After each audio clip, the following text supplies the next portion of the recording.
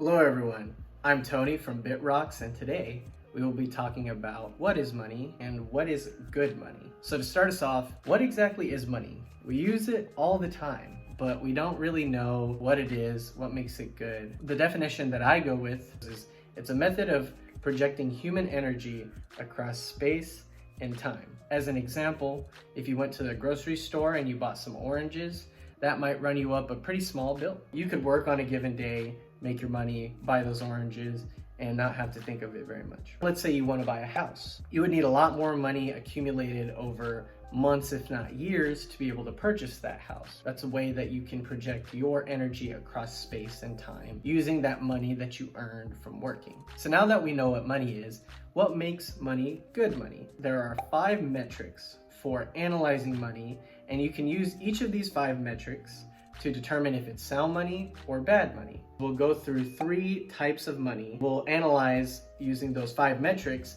how good each money is. We're gonna go with cash, we're going to go with gold, and we're also gonna look at Bitcoin. Keyword here is Bitcoin, not crypto. The first metric of the 5 is transportability. How easily transportable is cash? Very, very easy. You have Visa and MasterCard, you have all different payment processors, you can pay a bunch of people with cash, very easily, very transportable, gets a check mark. Now we look at gold. Gold is very hard to transport. You'd have to put gold in like an armored car or protect it in some way to make sure that it reaches its destination safely. And it's very heavy. Gets a thumbs down as far as transportability. If we look at Bitcoin, it's very similar to cash in that you can transport it pretty much anywhere relatively quickly, and you don't have to protect it. You can just send it peer-to-peer and it's there. Transportability, Bitcoin gets a big thumbs up. Easily divisible is the second metric. Cash is very easily divisible. Coins, dollar bills, you want money to be easily divisible because you want to be able to pay for different things with it. You want to use that same money to buy oranges that you would use to buy a house. As far as gold goes, gold is not very easily divisible. Yeah, sure, you could probably buy a house with gold if you really wanted to, but you really couldn't buy oranges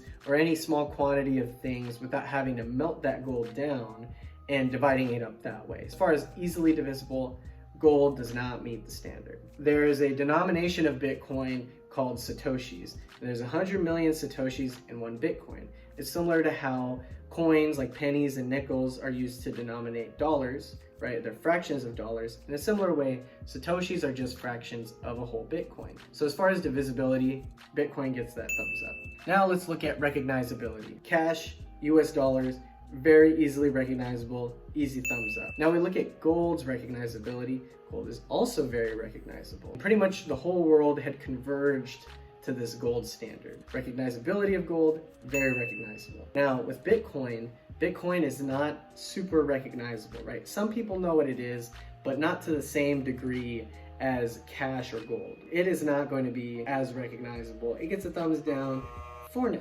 And now we want to look at the 4th metric, which is a widely used medium of exchange. The US dollar is the world reserve currency, so it is most widely used.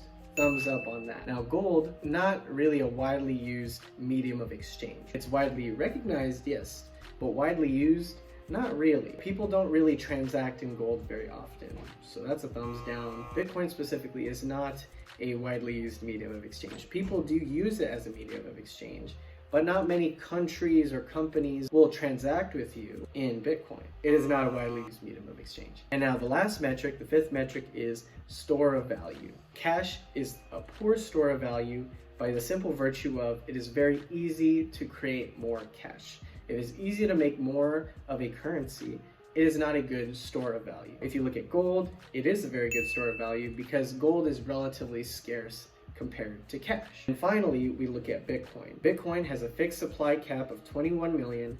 There will only ever be 21 million Bitcoin.